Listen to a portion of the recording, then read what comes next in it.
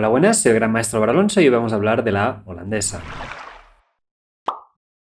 La holandesa vamos a intentar separarla en 5 más o menos claves también, como seguir en el vídeo de la Caro-Kann, que podéis ver por aquí, o por aquí, por donde sea. La holandesa es una variante bastante desequilibrante.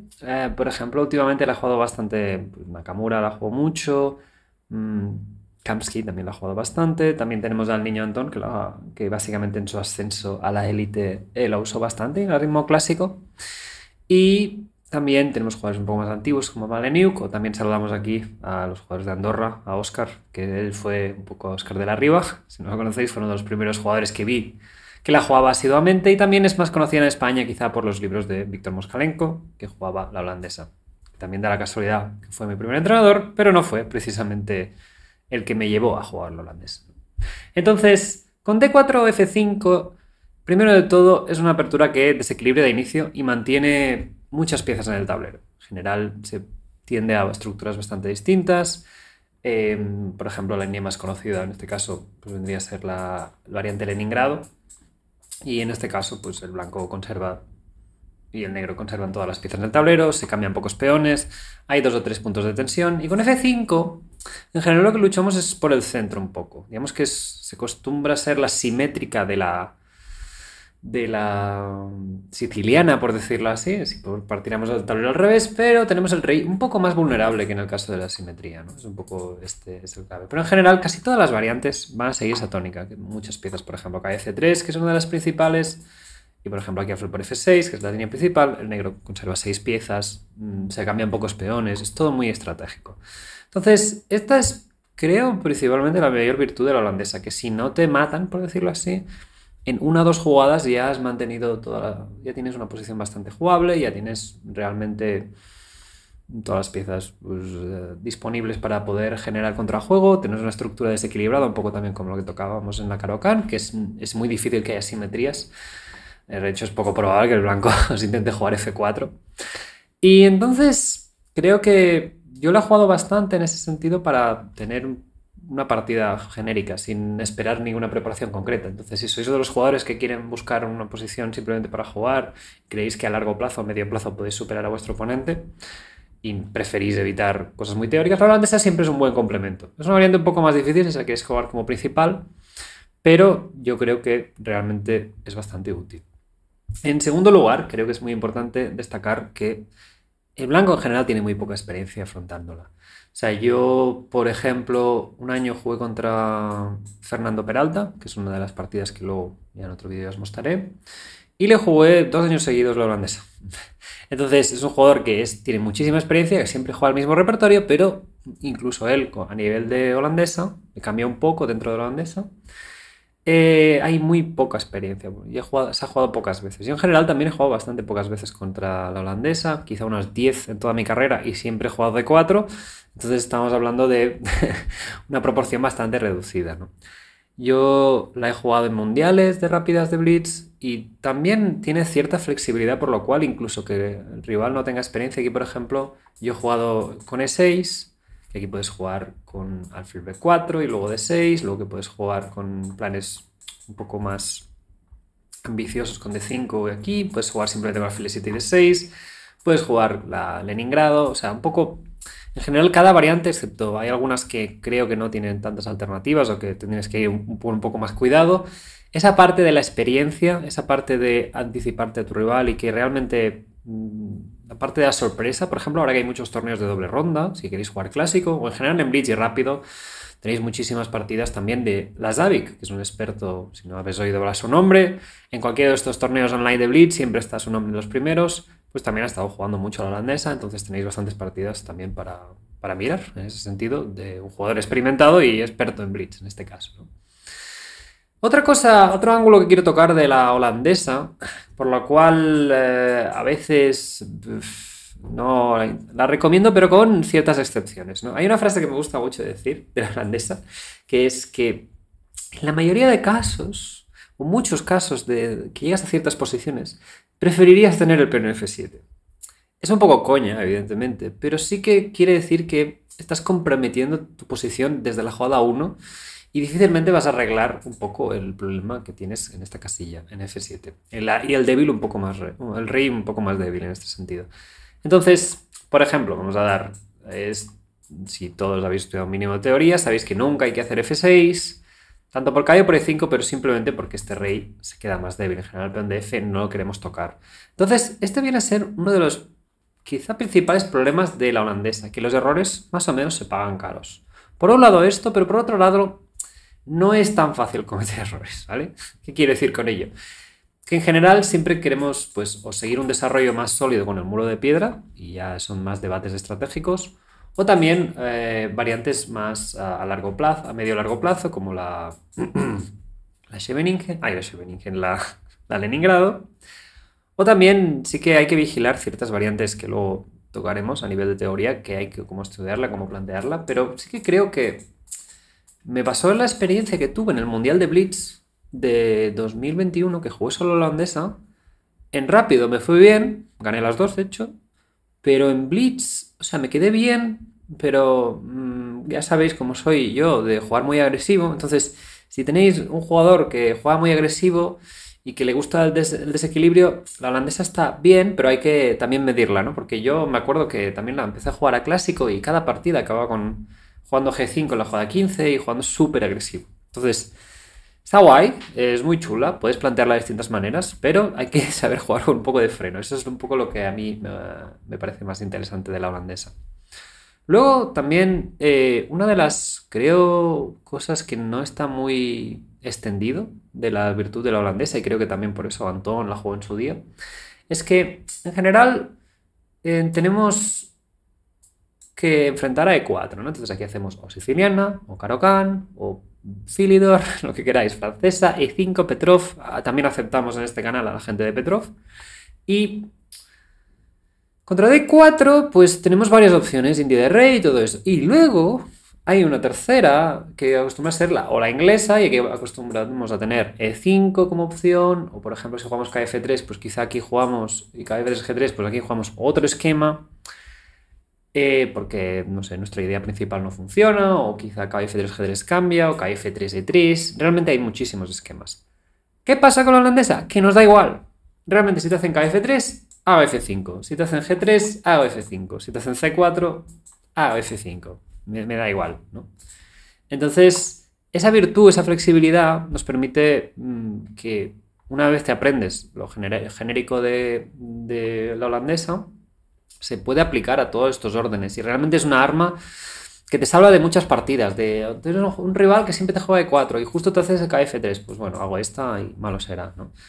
Luego sí que hay detalles, por ejemplo aquí la más conocida es D3, que hay que saber un poco, que no pasa nada. O sea, aquí tanto KF6 como D6 para básicamente buscar E5 es lo que hay que vigilar, pero en general cuando te juegan así con C4 es muy probable que acabéis jugando una Leningrado de alguna manera o de otra.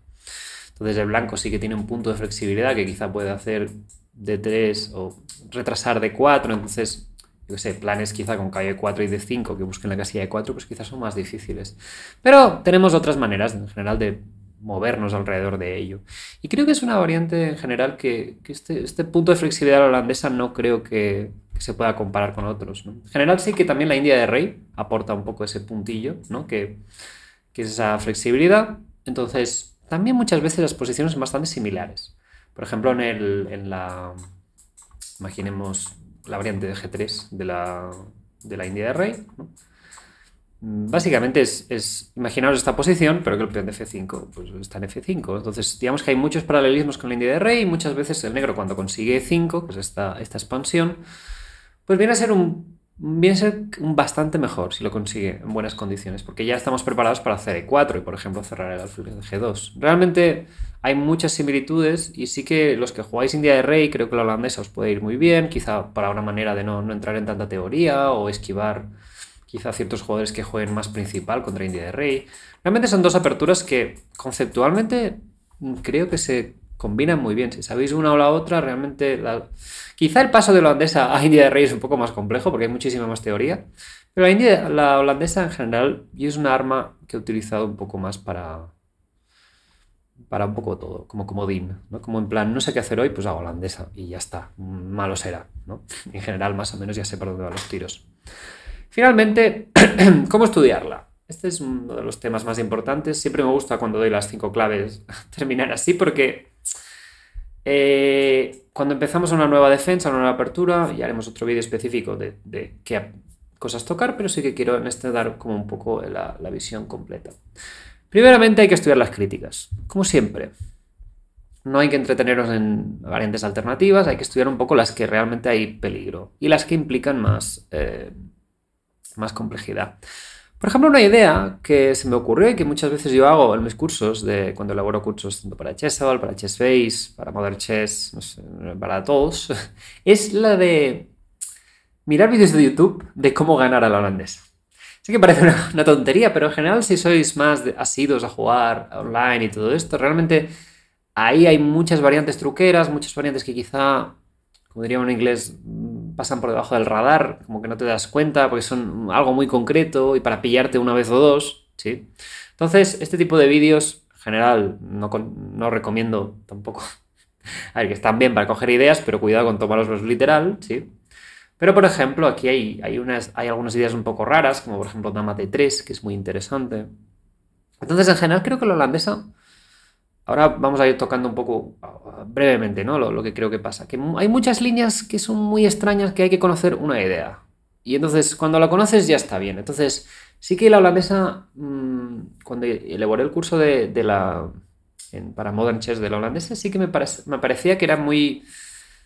Básicamente había que saber 5 o 6 jugadas contra cada línea y poco más. No había que saber mucho. Pero una vez sabías esas jugadas, ya está bien. Por ejemplo, la dama de 3 es una jugada rarísima. Es como, ¿cómo? ¿Por qué sacas la dama? Y aquí la idea un poco es que si el negro juega, pues yo qué sé, o G6 o E6, el blanco busca jugar G4. Entonces aquí cuando G4, pues podemos jugar D5.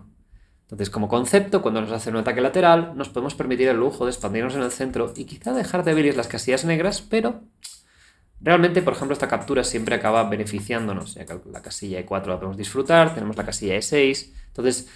Un poco por lo que perdemos por lo que ganamos, ¿no? Pero aquí, por ejemplo, contra dama de 3, KF6 vale mucho la pena saberla. Y entonces aquí, por ejemplo, si nos intentan jugar KF3, ahora podemos jugar E6. Y estos temas de G4 ya no existen. Y esto, por ejemplo, lo ha jugado mucho las Davic. Entonces yo os recomendaría, por un lado, quizá ver vídeos de estos de YouTube. También podéis seguir a... Ya os digo, ahora el que está jugando más es las Davic. O sea, tenéis... y le está jugando Blitz todo el día. Entonces me parece muy interesante en los Title Tuesday. Luego, por ejemplo, tenéis variantes un poco más posicionales, como en Londres, que estas sí que requerirían pues, entender hacia dónde van los planes, hacia dónde las piezas. En general, lo que buscamos se puede jugar con enroque y luego en algún punto hacer E5. Este caballo acostumbra a ir a D8 y F7. Lo veremos más en el canal, pero es para que veáis un poco los dos estilos, ¿no? Aquí, por ejemplo, es muy conocida la variante crítica de C4, F6 caballo aquí. Y aquí, por ejemplo, si hacéis G6 es algo imprecisa porque os cae H4 y H5. En general es un poco lo mismo y hay algunas variantes concretas. Por ejemplo, en G3, si queréis jugar la Leningrado, hay una línea que es caballo de 2, que esta, por ejemplo, me la jugó Dubov y la veremos un poco en una de las partidas. Y en el Mundial, entonces es una línea también que hay que saber. Entonces hay como unas cuantas, pero a partir de ahí yo creo que digamos que la curva de aprendizaje de la holandesa es muy, muy agradable. Luego hay caballo C3, que estratégicamente es muy importante que la conozcamos bien, porque realmente es la única en la que cual más o menos rápidamente nos comprometemos a una debilidad estratégica bastante importante. Es una variante que yo, por ejemplo, he recomendado con blancas. Yo la he jugado un montón de veces. Por ejemplo, aquí si busco en partidas de referencia tengo 1, 2, 3, 4, 5, 6 partidas. He jugado esto con blancas y contra gente fuerte también. Contra Lagarde, que no lo he mencionado. Maxime Lagarde, fuerte jugador francés que también la juega con asiduidad. Y realmente luego también tenemos alfil G5 y también alguna variante un poco crítica que como E4. Pero E4 ya realmente hay poca cosa de saber. Aquí simplemente tenéis que saber que hay un truco con dama H5, entonces hay que hacer esta. Y bueno, en fin, pequeños detalles que iremos viendo y que no son muy difíciles. Entonces, pero sí que en general os recomiendo con la holandesa un poco ir probando todo. Cualquier jugada es interesante porque al final nos estamos debilitando. Por ejemplo, alfil G5 es muy graciosa porque si aquí hacemos esta variante, aquí la mítica jugada E3, por aquí si intentamos como cazar el alfil nos hacen E3 y nos quedamos con cara de tonto porque es como, sí, nos comemos el alfil pero nos dejamos mate en 5. ¿Sí? De hecho, hay varias partidas en la base con esto, me hace gracia también, que hayan llegado hasta ahí, que se hayan dejado el mate.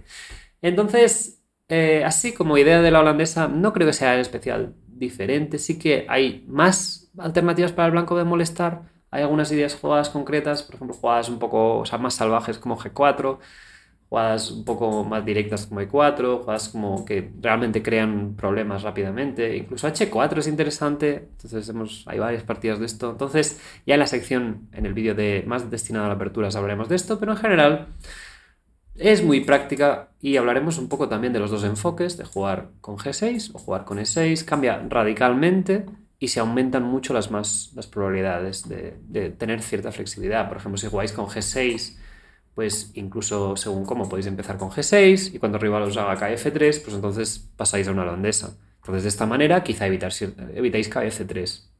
Hay varias maneras de intentar gestionar estos órdenes y que son importantes. Y, por ejemplo, si es muy típico entrar a la holandesa de F5 con E6. Entonces, cuando el blanco hace C4, hacemos F5.